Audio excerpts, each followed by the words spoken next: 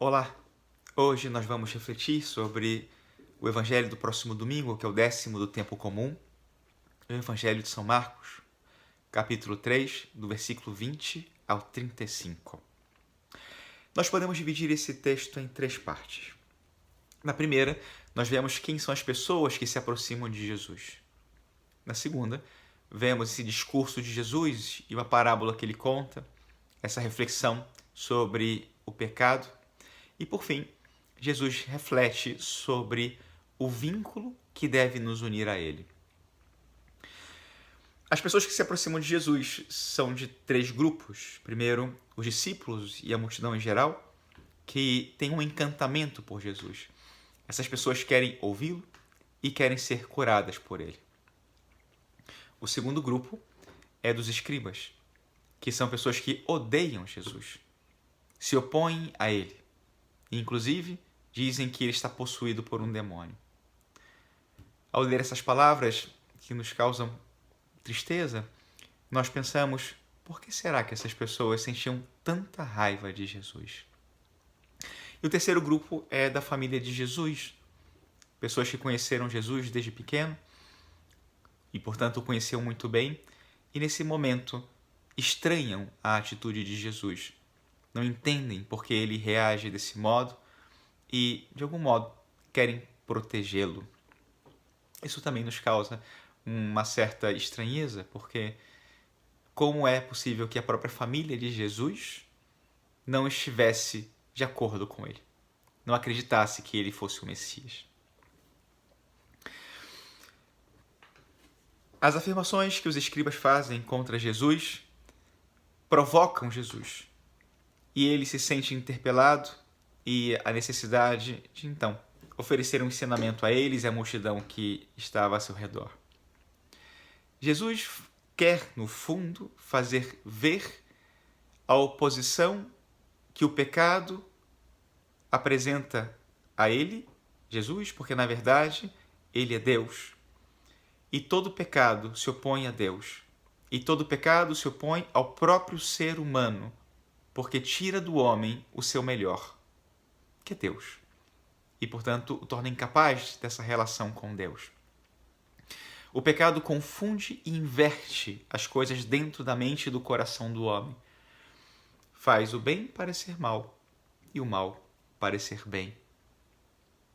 E Deus, que quer salvar o homem, não encontra no homem a correspondência necessária para que este livremente aceite a salvação que o Senhor quer lhe dar. Deus quer salvar o homem, mas não obriga o homem à salvação.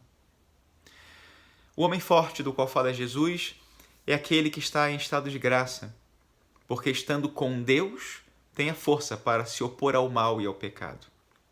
O problema é quando esse homem, pouco a pouco, abandona aquilo que o faz forte: a oração, os sacramentos, a prática da caridade, a prática dos mandamentos. E assim esse homem vai se enfraquecendo até que, de algum modo, esteja amarrado às suas paixões e sucumba à ação do mal e peque. E assim se afaste de Deus. Quando a força do mal atua dentro desse homem, então ele perde aquilo que ele tem de mais sagrado, que é esse vínculo com Deus, e, consequentemente, a sua paz, a alegria e o amor. Jesus também fala de algo que nós nunca podemos perder, que é a esperança.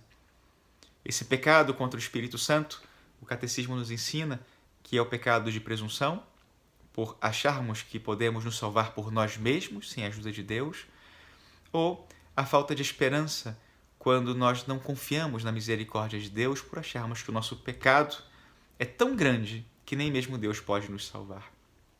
Quando o homem insiste nesse comportamento, se fecha de um modo forte a graça de Deus e Deus não pode salvá-lo.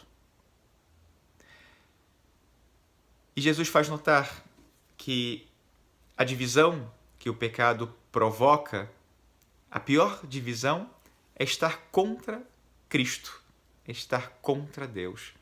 E assim o homem se coloca contra si mesmo. E o contrário da divisão, por outro lado, é a união. e principalmente a união com Deus, a união com Cristo, que implica uma união de vontades, uma união de corações. Querer o mesmo que Deus quer. Querer fazer em tudo a vontade de Deus, que também é a vontade de Cristo. Depois, Jesus conclui suas palavras revelando que esse vínculo espiritual que nos une a Ele e que implica esse fazer a vontade de Deus é muito mais importante do que qualquer vínculo carnal, qualquer vínculo de sangue. O vínculo espiritual com Cristo é inclusive aquilo que nos dá a nossa identidade de filhos de Deus. Esse vínculo com Ele é o que nos torna capazes do amor de Deus e faz com que nós sejamos tudo aquilo que nós temos que ser.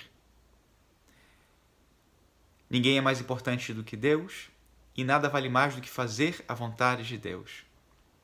E isso faz com que nós estejamos sempre unidos a Ele. E estar unidos a Deus deve ser a nossa maior honra e a nossa maior alegria. E essa honra e essa alegria foram experimentados de uma maneira muito singular pela Santíssima Virgem Maria. Aqui, ao contrário do que pode parecer, nosso Senhor não está desprezando sua mãe. Pelo contrário, Ele está fazendo ver que Ele a aprecia muito mais, que Maria o agrada muito mais por fazer a vontade de Deus do que por ser sua mãe. E é claro, ela se tornou a mãe do Salvador por ser a serva de Deus. Que Maria nos ensine, então, a ser bons servos e a vivermos sempre unidos a seu Filho através dela, com a sua intercessão, com a sua ajuda, fazendo sempre a vontade do Pai. Assim seja.